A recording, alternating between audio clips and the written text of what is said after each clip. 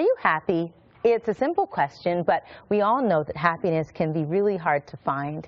Neil Pasricha says there's a simple equation for happiness, and it involves 9 steps.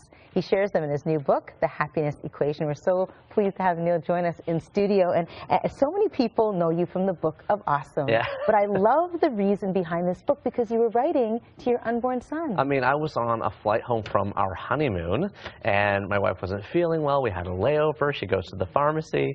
She goes to the little tiny bathroom on the actual airplane and comes to our seat and says, "I'm pregnant." And so, you know, it's kind of 50,000 feet over sea level over the Pacific Ocean, and I'm finally thinking I'm going to be a dad. And like any parent, I want happiness for my child.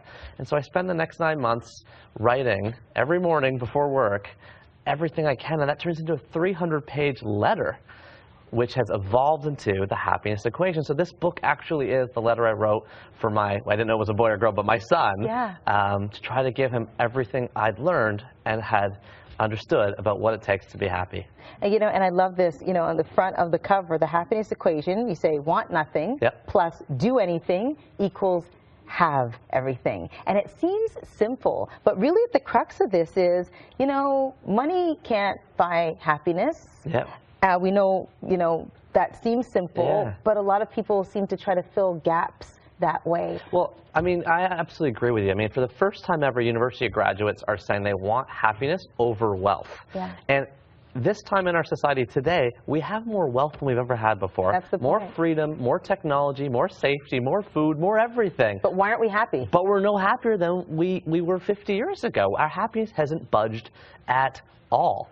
And we have been endlessly searching for it. There's a happiness fatigue almost. It's like we can't find it. You type in how to be into Google, happy is the first thing that drops down. So what I tried to give people in the happiness equation was actually 9 steps, 9 actions, 9 specific things you can do to marginally move yourself a little bit happier over time. Share a couple with us. Sure. First, secret number 1, the first thing you got to do before you can be happy is rethink how you think about happiness. So we grow up thinking you got to do great work, then you have a big success, then you're happy. That's how I grew up. That's what my parents told me. You study hard, you get good grades, and then you're happy. And then you're happy. Actually, that model's completely backwards. If you be happy first, if you train your brain to be happy, then you do great work. Because you're happier doing it. You're 31% more productive.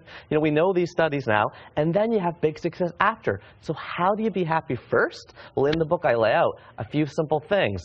A journaling practice, a meditation practice, a 5 gratitudes practice, 3 20-minute brisk walks a week. Simple things. Doing a random act of kindness for people. Little things like that actually let you become happy first, and that creates all the positive outcomes later. But here's how you actually do it. But it's how we see the world as well, right? Is that cup half empty, or is it half full?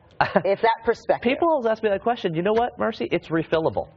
It's refillable. The cup is refillable. You can invest in your own happiness. The book is meant to show you how, and that's the first secret. But as I go through the book, it's like, the dream we all have that is completely wrong. We all dream about retiring. We all want to end work. We always want it to be Friday. We always want it to be Friday. And why is that? Because we're probably not doing what we're passionate about. Right, but I actually share in the book that there's actually a few things that we get from work. We get the social interaction. We get the structure in our day. We get the stimulation of learning new things. We get the story of being part of something bigger than ourselves. Those 4 S's actually create true happiness.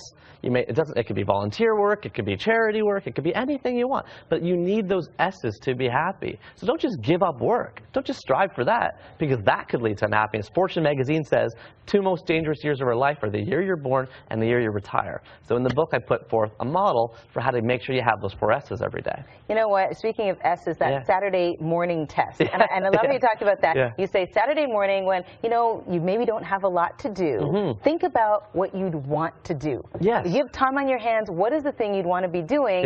And then hone in on that. Exactly, because so many books out there talk about becoming authentic, Marcy, right? Being authentic. What I tried to do in the happiness equation was share 3 simple tests to help find your authentic self. It's hard these days. Ralph Waldo Emerson says to find your true self in this world is the hardest thing of all, because there's so many inputs. The Saturday morning test is asking yourself on that free Saturday morning, if you have one, what do I naturally lean towards? Is it music? Is it working out? Is it spending time with my kids? What things do I love from there that can help me find what my true passions are? And that's one of the 3 models I share in the book on finding authenticity. Okay, you are awesome. Just throwing that out there. You're awesome. Thank you so much for having me here. The book is called The Happiness Equation. Yeah. Want nothing plus do anything means have everything. Neil, thank you so much. Thanks so much for having me here.